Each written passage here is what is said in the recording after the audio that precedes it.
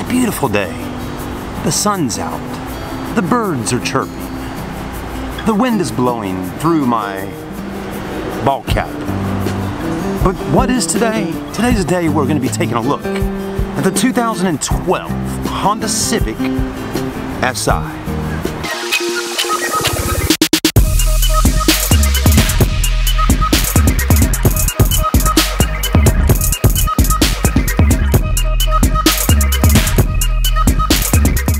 So, you know, for this particular video on this particular car, I'm gonna take the hat off, have my hair blowing. I like it, it feels cool. We're gonna have the hipster type look going on because I see a lot of cool hipsters driving these Honda Civics. So we got our $5 smartwatch on from Walmart. We couldn't do this look without having the proper eyewear. So, you know, the Honda Civic. It's been one of those cars that just people really love. It's a great car. It's fun to drive. It's fuel efficient. It's great for the atmosphere, right? For the economy, for all the different things Honda offers. It's great. And right now I know I'm rambling on and there's a bunch of rubbish to be said. And you might be looking at me and saying, God, this guy's a kook. But there was something about this particular body style Civic that really wasn't a top seller like the ones in previous body styles. So, I'm not gonna break down too much knowledge for you in this video, but what I'm gonna do is I'm gonna ask for you to give me your feedback in the comments section on why do you think this particular body style Civic might not have been a top seller compared to the Civics before. We'll talk about more of this in just a second. Oh, and I forgot to tell you, today I'm rocking a fanny pack. A fanny pack. I don't know. You know, a couple months ago something got into me. I said, I need a fanny pack. You know, I got all these keys to these cars in my pockets all the time while I'm out here on these car lots filming. So today the fanny pack has definitely came into use. So anyways, all right. The video's not about me, it's about the car. And anyways, we put the shades and the hat back on. You know, I'm not a hipster, okay? I'm just a normal American that likes Hondas. I really do. My first Honda was a 1989 Honda Accord with the pop-up lights. It was my most favorite car in the whole world back then. I really loved it. My aunt had let me purchase it from her after a whole summer of raising money, mowing grass and everything at the ripe age of 15. Got the car when I was around 16, but it was a great car. And then one day I came home after school after looking at a lowrider magazine, and I said, Dad, I want some cool rims to put on my car. And when I showed him a magazine clipping of a car similar to mine with those wheels that kind of pop out on the sides, he absolutely said, no way are you gonna have that in my driveway. So Mom took me to Sears. Sears used to have an auto center back in the day, and they had these American racing polished aluminum wheels that kind of looked like they were spinning, 14-inch in size, and they weren't really my first pick, but hey, when you're not paying for them, beggars can't be choosy. Alright, anyways, that's my story. Here we go. That's how I got into Hondas. And I've driven many Hondas and owned many Hondas over the years. Alright, let's flip the camera view around, let's start looking at it. So, you know, I'm not really exactly sure why this wasn't like the hottest pick of Civic SIs or even Civics when they were selling, okay? I just know that when you go to a car show or you go to the local parking lot in your city and you go looking at all the cool cars, for some reason there's just not as many of this body style as there is that body style before. Now, when I'm talking about that body style before, I don't, you know, again, I'm not a JDM expert, but it was that body style that's on the screen right now. Yeah, those body styles. The little hatchback ones, the little sedans, the little this and that, and the coupes. Everybody had one. I even bought one for my girlfriend at the time, and we slammed it down on some cool looking wheels, okay? Anyway, so it's the SI. I'm liking this one though, really. It is a very clean car. I'm loving the headlights. I like the fog lights down in the bumper. I mean, something about this says I got a mustache, okay? Hipster, right? You gotta have a mustache if you're a hipster, right? Or a beard. Anyways, it could use some different wheels, and it could use a little drop, but Honda gave you a nice looking 5-star wheel, mud flaps, This particular one, all these years later, it's a 2012, now we're in 2018. Still today, it's being sold for $14,980 with actually really low mileage at 44,623. It's got a 2.4 liter, and I think it's got a timing chain instead of a timing belt. But don't quote me on that. Let me know in the comments. I like the tinted windows. I like the sunroof. I like the rear deck lid spoiler. It's not that big bookshelf spoiler that people used to have on their Mustangs, and then they started putting them on Hondas. It's just nice and clean, right? But again, get in the comments. Let me know when this video is done, you know. Do you like this body style Civic? Which is your most favorite body style Civic? Anyways, not really a bad looking car, but again, there was just something about this particular body style where it seemed like people just didn't soup them up as much. I don't know. Maybe because it's heavier than the past body styles. There's all kinds of reasons for this. Or maybe it's just because of the shape of it, right? It's kind of round like an Easter egg. Let's take a look at the interior though. I think to me the best assets of this car is the interior. I mean, Honda did a jam up job on the inside of this car. You know, first off, I'm liking the seat. I love that SI logo right there and the red stitching. Again, that's kind of the iconic thing with a Civic SI or even a Type R, is to have the red and the stitching and all that. And you know, I've filmed and test driven the new Type R Civic, and it is absolutely a beast. The steering wheel looks good. It's got the SI logo. Again, it is a manual transmission, 6-speed handshaker. They even give you a nice little in-dash screen there. So you got those things. And you got like this double din type thing going on here. You got mile per hour and all that stuff going on up top, and then RPMs down on the bottom. Let's sit in here. So pretty quiet once we get inside the cabin. Not hearing a whole lot of sound from the outside.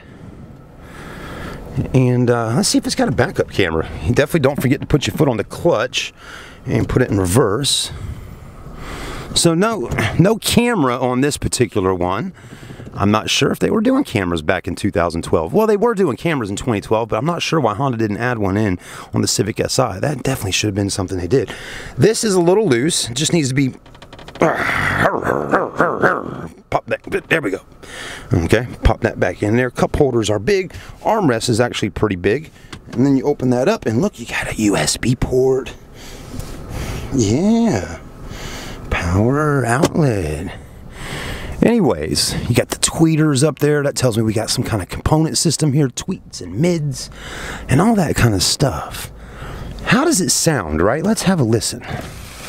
Let's see what this little puppy sounds like when let's put it in neutral. I got the e-brake on. Let's rev it up for a second.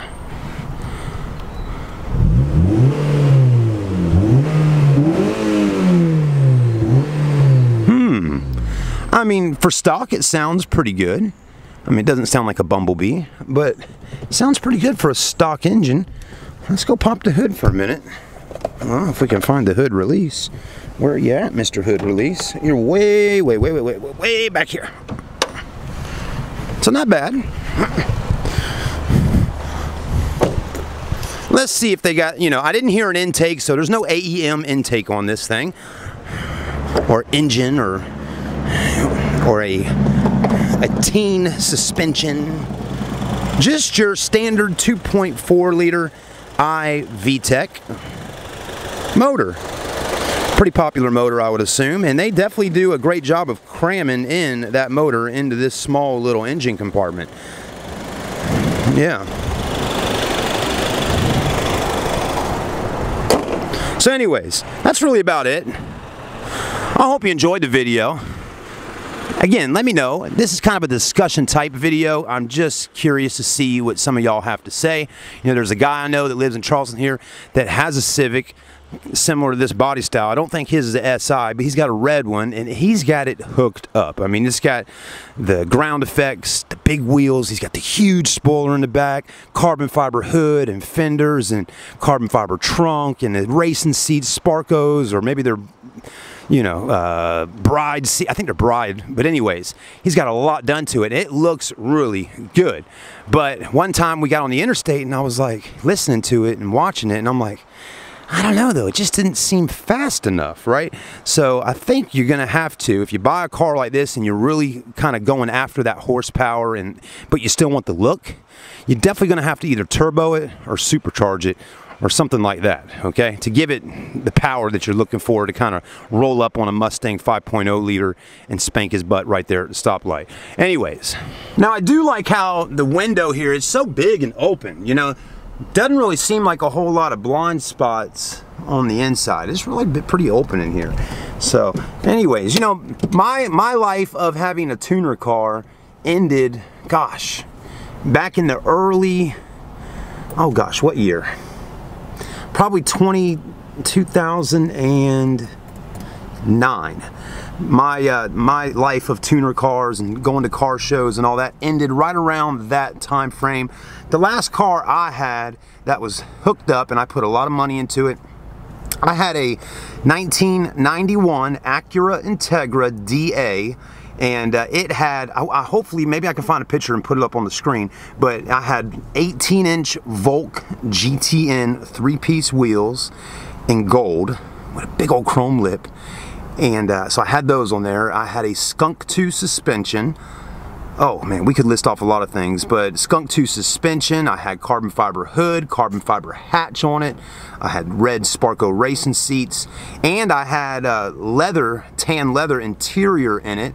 And so if we went to a car show, depending on the show, like one time we went to a Funkmaster Flex show, I put the tan leather seats on the inside, and when we go to Nopi, we put the Sparcos in. You know, those Sparcos though, they didn't recline. It was the real deal racing seats on both sides, so they weren't the most comfortable of seats for me and my girl to ride all the way to Atlanta, Georgia in. But anyways, sometimes we'd have the seats in the back and swap them out at the show. But yeah, that was my car, the Integra DA. As far as engine modifications go, I didn't have a GSR swap in it or a B20 head or anything like that. I just had the LS engine with an intake, AEM intake, a DC Sport header. Then I had a custom catback exhaust on it.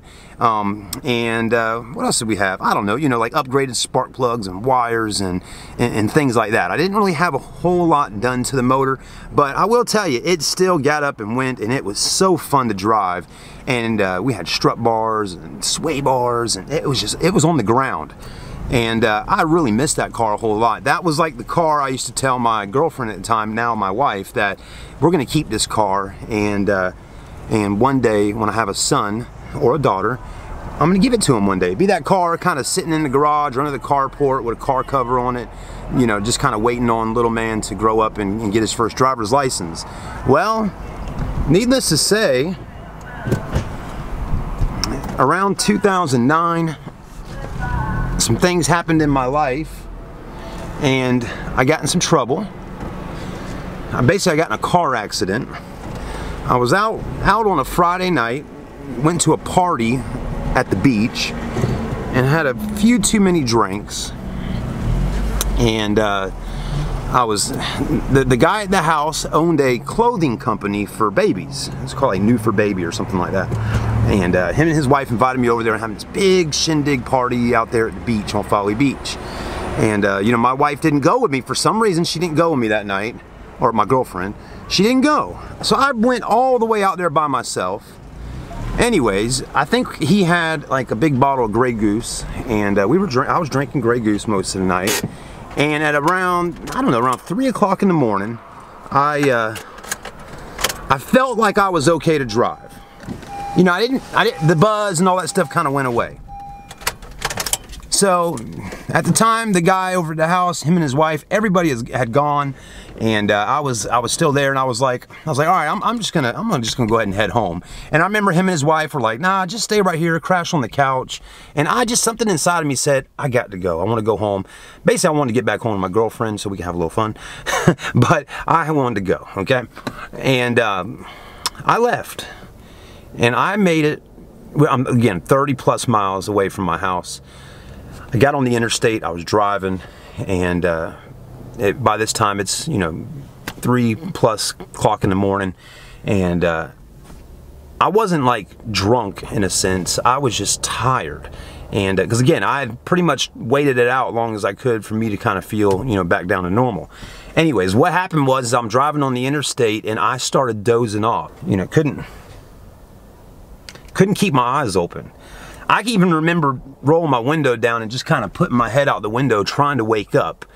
So anyways, I kept dozing off on the interstate. Well, basically, not even 3 miles on the interstate before I get off to get to my neighborhood, I finally dozed off that last time and lost control of the car. And I remember waking up to holding the steering wheel, looking out the front window, and flying over the median on the interstate. I woke up that quick. So I dozed off and within seconds I woke up. I remember flying over that in a Honda Prelude.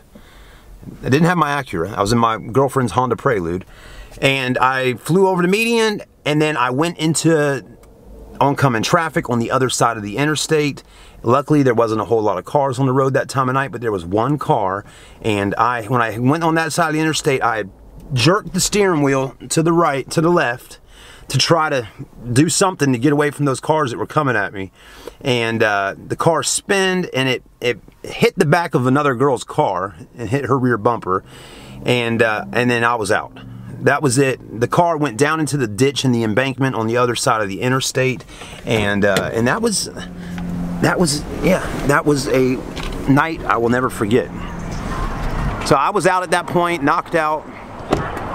And I remember waking up down in the ditch down there, not knowing what just happened, and I put the car in reverse while in the ditch and tried to back it out.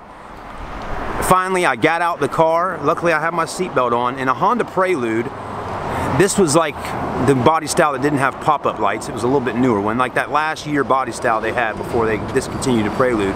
And it was a tight fit in there, so that's actually a good thing because it held me into that car. But I had got out the car and walked up the embankment, and I remember looking out there onto the interstate and seeing ambulance, fire truck, police, and within a few moments there, as I'm walking up, a police officer comes over to me. He says, "Sir, are you okay?" And I'm like, "Yeah, I think so." And he said, "Well, sir, you just got into a car accident." Anyways, he walked me over by his police car and he went ahead and started asking me if I had been drinking, this, that, and the other. And at the time, I didn't think I was drunk. I thought I was fine. I just told him, I said, "Look, I was dozing off while driving. I was so tired." And basically, long story short, I declined to do the breathalyzer test. He put me in handcuffs, took me down to the Charleston County Police Department, and they made me do a breathalyzer test, and I blew right at the limit. It was like 0.08. So, I mean, just barely had hardly any alcohol in my system, so I blew 0.08, and come to find out, 0.08 is right there at the beginning of the, if you blow 0.10 or 0.08, it's like, you know, if I would have blew 0.06 or 07, they would have took me out of handcuffs and let me go home and wait for my ride. But since I blew 0.08, they kept me in jail overnight. Got out the next day, and at the time I'm working in the car business as a car salesman. And what do? I talk to my family and we get an attorney. The attorney says, "Well, sir, we got a $2,000 retainer fee to, you know, retain my services." I didn't have $2,000, so what did I do? We sold the Acura Integra. The Honda got totaled out. Later down the road, insurance, you know, ended up giving us a pretty decent amount of money and paid it off. We had a little loan on it, so paid that off, and we got like $2,500 back after it was paid off. So Hondas hold their value great, but we sold the Acura Integra for like $4 or $5 grand. Put the retainer down, gave the rest to the attorney, and at the end of the day, he got me off of a DUI and gave me a reckless driving ticket. But it was a story that'll tell you, if your friends ask you to crash on the couch, just do it, okay? Whether you think you're tore up or not, you could do like I did and fall asleep right there on the highway. Anyways, just sharing a little story with all y'all. So for some of y'all that are watching, if you're subscribers, hope you enjoyed the story. Have a great day, and good looking Honda Civic. We'll see you soon.